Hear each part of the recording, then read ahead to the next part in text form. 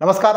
आपण पाहताय महाराष्ट्र लाईव्ह. आजचा चर्चेचा विषय आहे तो म्हणजेच रहमतपूरचे माजी नगराध्यक्ष आणि राष्ट्रवादी काँग्रेस शरदचंद्रजी पवार पक्षाचे सातारा जिल्हाध्यक्ष सुनील माने यांनी परवा उपमुख्यमंत्री अजित पवार यांची औंध येथे भेट घेतली आणि संपूर्ण मीडियामध्ये एकच चर्चा सुरू झाली, ती म्हणजेच शरदचंद्रजी पवार राष्ट्रवादी काँग्रेस पक्षाचे जिल्हाध्यक्ष हे अजित पवार यांच्या राष्ट्रवादीमध्ये पक्षात प्रवेश करणार का? तर यावर आपण आज विश्लेषण करणार आहोत. नक्की सुनील भैयांच्या मनात काय आहे आणि नक्की सध्याचं काय वातावरण आहे आणि ते नक्की काय निर्णय घेतील. नमस्कार, मी विकास भोसले. आपण पाहताय महाराष्ट्र लाईव्ह.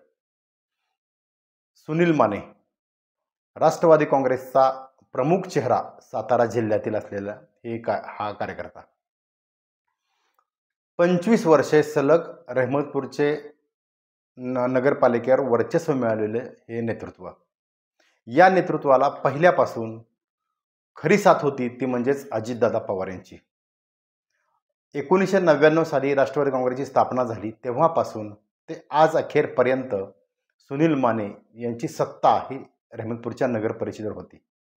मात्र गेला इतर इतिहास सांगण्यापेक्षा 2023 साली अजित पवार यांनी शरद पवार यांच्याशी फारकत घेऊन राष्ट्रवादी काँग्रेस पक्षातील एक गट वेगळा केला आणि दोन पवार वेगळे आमनेसामने उभे राहिले. यावेळी सुनील माने यांच्यासमोर मोठा प्रश्न उभा राहिला की नक्की आता कोणत्या पवारांना आपण साथ द्यायची. मात्र सुनील माने यांच्यासमोर अडचण होती ती म्हणजेच स्थानिक रहमतपूर येथील गट टिकवण्याची. कारण माजी सहकार मंत्री माजी आमदार बाळासाहेब पाटील यांचा गटसुद्धा थेट रहमतपूरमध्ये बऱ्यापैकी कार्यरत असल्यामुळं जर सुनील मानेंनी जर अजित पवार यांना जर पाठिंबा दिला असता तर त्यांची पार्टी दुभंगली असती. ही भीती मनात बाळगून सुनील माने यांनी राष्ट्रवादी काँग्रेस शरदचंद्रजी पवार म्हणजेच बाळासाहेब पाटील यांच्यासोबत राहण्याचा निर्णय घेतला. मात्र हाच निर्णय सुनील माने यांचं राजकीय अस्तित्व कमी करण्यासाठी हा निर्णय खरं तर महत्त्वपूर्ण ठरला. कारण सांगण्याचा उद्देश असा आहे की 2023 साली ज्या दिवशी अजित पवार यांनी वेगळा राष्ट्रवादी काँग्रेस स्थापन करण्याचा निर्णय घेतला त्याचवेळी काही कार्यकर्त्यांनी नगरपालिकेवर अजित पवार आणि सुनील माने यांचे बॅनर लावले होते. मात्र रातोरात हे बॅनर काढण्यासाठी दबाव त्यांच्यावर निर्माण झाला कार्यकर्त्यांच्यावर आणि हे बॅनर काढलं.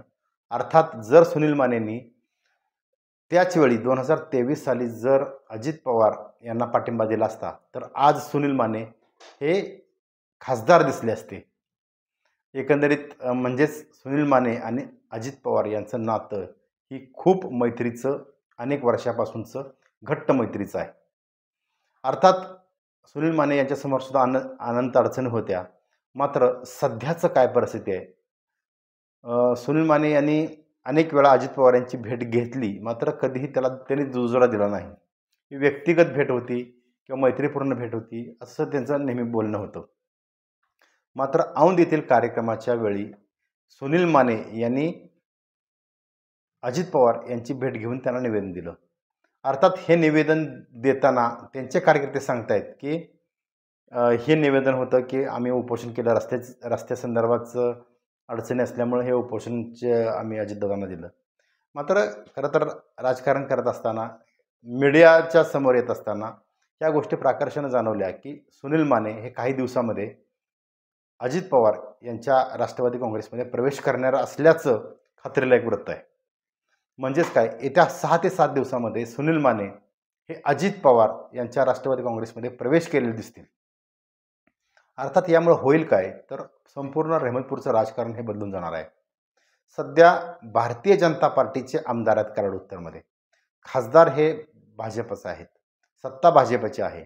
यामुळं चित्रलेखा माने कदम या स्वतः आता सध्या इच्छुक उमेदवार म्हणून समोर येत आहेत भाजपच्या वतीनं.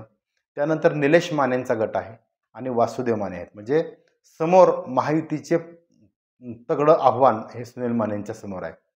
आणि याच परिस्थितीमध्ये सुनील माने यांनी जर अजित पवार यांच्या पक्षात प्रवेश केला तर मात्र रहमतपूर नगर परिषदेमध्ये तिरंगी लढत हे अटळ दिसतीये. म्हणजेच काय, माजी सहकार मंत्री बाळासाहेब पाटील यांचा मानणारा जो गट आहे म्हणजे अविनाश माने यांचे सहकारी आणि हा जो गट आहे तो बाळासाहेब पाटलांना सोडणार नाही. आणि सुनील माने यांचा जर अजित पवार यांच्यात गटात प्रवेश केला तर त्यांची पार्टीमध्ये उभी फूट पडेल. आणि तिसरं म्हणजे महायुतीच्या माध्यमातून ऑलरेडी सुनील माने यांचा विरोधक जो गट आहे म्हणजे चित्रलेखा माने कदम, निलेश माने आणि वासुदेव माने हे एकत्र येताना दिसतील. मात्र राष्ट्रवादी काँग्रेसच्या पक्षामध्ये अजित पवार गटामध्ये जो सध्याचा गट आहे म्हणजे सचिन बेलागडे यांचा जो गट आहे त्या गटामध्ये अस्वस्थता निर्माण झाली दिसते.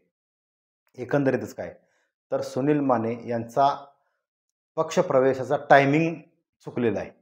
2023 साली जर सुनील माने हे अजित पवार यांच्यासोबत असते तर नितीन काकांच्या ऐवजी आज सुनील माने हे खासदार दिसले असते.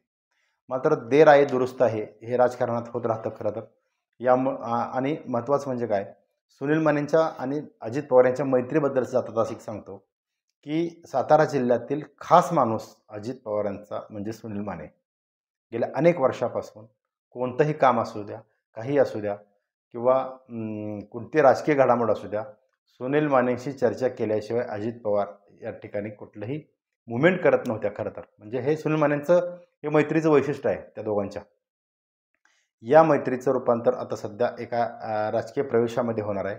आणि खात्रीला एक गोष्ट आहे की सुनील माने त्यांचा गट किंबहुना वाठार जिल्हा परिषद गटातील आणि जवळच्या एकंबे जिल्हा परिषद गटात सुद्धा अनेक नेते मंडळी हे अजित पवार यांच्या नेतृत्वाखाली महायुतीमध्ये प्रवेश करणार आहेत. आगामी काळात बरेचसे राजकीय घडामोडी घडतील. मात्र आजची लाईनअप एवढीच आहे की सुनील माने हे देर आहे दुरुस्त आहे अशा पद्धतीनं अजित पवार यांच्यासोबत जाणार हे निश्चित झालेलं आहे.